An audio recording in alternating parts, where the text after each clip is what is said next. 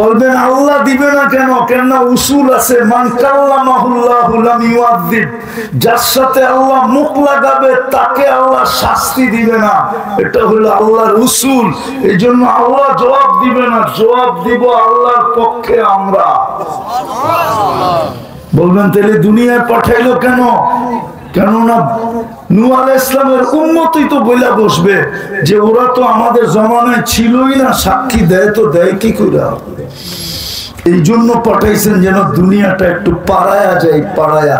কিয়ামতের দিন যদি কেউ বলে যে এই উম্মত তো দুনিয়াই দেখে না, সাক্ষী দেয় কি করে, তা আল্লাহ যেন পা উঠায় দেখায় দিতে পারে, এই দেখ মাটি লেগে রয়েছে, ওরা দুনিয়া পাড়ায় আসছে। নাইলে দুইবার আপনাকে মাফ করবে কেন? কোন উম্মতের জীবন মাফ করছে হুজুর বলুক?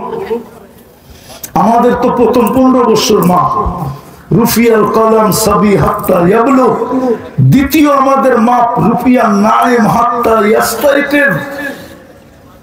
27 বছর ধরে ঘুমাইতেছে সৌদির এক যুবরাজ, হুজুর মনে হয় জানে না, 27 বছর ধরে ঘুমাইতেছে। এখন নেটে সার্চ দেন, সত্য তো? হ্যাঁ, 27 বছর ধরে ঘুমাইতেছে। হুজুর ফতোয়া দেখ যে কলম ওর বিরুদ্ধে চলে না, রুফিয়াল কলম। যতদিন পর্যন্ত ঘুমের থেকে না উঠবে কলম ওর বিরুদ্ধে যাবে না। হায় হায় হায়, দুইবার মাফ করছে প্রথম 15 বছর। আমরা যতক্ষণ ঘুমাই কলম আমাদের উঠানো থাকে, আমাদের বিরুদ্ধে কিচ্ছু লেখে না, পক্ষে লেখে, মানি, বিরুদ্ধে লেখে না। তাহলে দুইবার মাফ করব কেন আপনাকে? বুঝা গেল এই উম্মতের সাথে ইয়ারি দোস্তি। খালি বাড়িটা কয় না, আমার বাড়ির সামনে দিয়া যাইবেন, একটু পাড়ায়া যান। আল্লাহ যেন আমাদেরকে পাঠাইছে একটু দুনিয়াটা পাড়ায়া আয়া পর, তোরা আমার বন্ধুর উম্মত। কিন্তু আজকে এই উম্মতের এই দুরবস্থা, চেহারা দেখলে চিনা যায় না। মসজিদ দিলেন খালি। আমি তো বলি হুজুর বলো কোন উম্মতকে আল্লাহ মসজিদ দিছে কিনা? কেবলা দিছে, কাবা দিছে, মসজিদ দেয় নাই। আল্লাহ ঘর উঠায় আমাদেরকে দিয়া দিছে। আমি যদি আল্লাহরে জিজ্ঞাসা করি ঘর দিয়া দিলেন, থাকেন কই? তো আল্লাহ যেন আমাদের জবাব দেয়, আনা মাকুম আইনা মা কুনতুম। তোরা যেখানে যাস আমি তোর লগে থাকি, ঘর দিয়া কি করব? ঘর তো দিয়েই দিছি, ওই ঘর আসতে খালি। আমি হাসানের জন্য বলতেছি না, ব্যথার থেকে ব্যথা বলতেছি। দুনিয়া করতে ঘুরতে ঘুরতে ঘুরতে, দেখতে দেখতে দেখতে, চোখের পানি ঝরতে ঝরতে, আমার এই চশমাটা পাতলা দেখেন, দেখা এটার পিছনে মোটা একটা লেন্স লাগানো আছে, অপারেশন করা। চোখের পানি শুকায় গেছে, নাইলে বেলালের বাড়ি আমাকে 6 বার কাঁদাইতো না, রাবেয়ার বাড়ি আমাকে 6 বার কাঁদাইতো না, মোহাম্মদ ইবনে ওসমান ইবনে আফফানের 14 বছরের ছেলের কবর আমাকে 2 ঘন্টা কমরু আইল্যান্ডে কাঁদাইতো না, নাইলে ফেরাউনের কিতদাসী মাস্টার কবর আমাকে কাঁদাইতো না, আবু তালেবের কবর আমাকে 100 বার কাঁদাইতো না। আসেন আমরা যাত্রী, চলে যাব। কপাল বড় ছিল, কিন্তু আফসোস নবীর আদর্শ ছেড়া দিছি। কোরআন দিছিলেন, চুমা ছেড়া দিছি। শুক্রবার দিছিলেন, দুরুদ ছেড়া দিছি। মসজিদ দিছিলেন, খালি রেখা দিছি। আসেন তওবা করি। করবেন?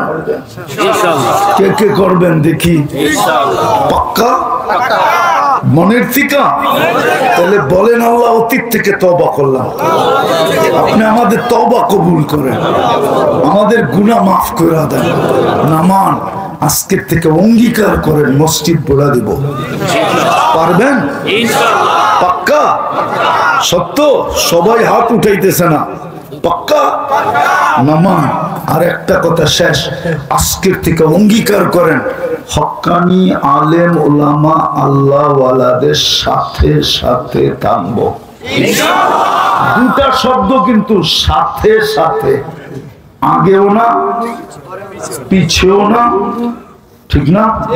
হ্যাঁ, আবার এটাও বলবো না আমার সাথে আছে, এটাও বলবো না, এটাও ভুল। আবার এটাও বলবো না আমি তো হুজুর চালাই, এটাও ভুল। আপনি থাকবেন হুজুরের সাথে সাথে, পারবেন? আর জীবনে ভুলেও কোনোদিন আঙ্গুল উঠাবো না। মুখ তো খুলবো দূরের কথা, আঙ্গুল উঠাবো না। আঙ্গুল আমার কথা দিন তারিখ সময় দিয়ে লেখা রাখেন। কিয়ামতের দিন আল্লাহ যদি চাহে আমি আপনাকে বুঝাবো আঙ্গুল উঠানের। আপনি বুঝাইতে হবে না, আপনি বুঝবেন আঙ্গুল উঠানের বদলা আপনাকে কতটুকু দিতে হয়। আজকে তো ওলামাদের বিরুদ্ধে মার্ডার কেস করেন, কাউকে বুঝবেন এই আঙ্গুল উঠানের দাম, এই মাসুল আপনাকে কত দিতে হয়। ওটা কঠিন দিন। লিকুল্লি ইমরিইম মিনহুম ইয়াউমাইদিন শাআনুন ইউগনি। ওই দিন কেউ কাউকে খুঁজে পাবে না, আপনাকেই মাসুল দিতে হবে। ওলামাদের উপরে আঙ্গুল উঠানো, ওলামাদের বিরুদ্ধে মার্ডার কেস করা। পায়ে হাত দিয়ে বলি তোমার আমি হিতাকাঙ্ক্ষী, দুশ্মন না। কালকে বুঝবে তুমি করছো কি। আজকে ইচ্ছা স্বাধীনতা দিছে বিদায় যে যা খুশি তা করতে পারে। যদি ইচ্ছা স্বাধীনতা না দিত, ওয়াওরাসনাল কিতাবাল্লাযীনা ইসতাফাইনা মিন ইবাদিনা, যাদেরকে আল্লাহ নির্বাচিত করছে, তুমি তাদের বিরুদ্ধে মার্ডার কেস করো। আঙ্গুল উঠায় আমার জাতি ওলামাদের উপরে, হাতকড়ি পড়ায় ওলামাকে, বেড়ি পড়ায় ওলামাকে। কাল কিয়ামতের দিন বুঝবা তুমি করছো তো করছো কি। আজকে বোঝানো যাবে না ইচ্ছা স্বাধীনতা দিছে বিদায়, কিচ্ছু বলে না। শুধু বলে কি জানেন,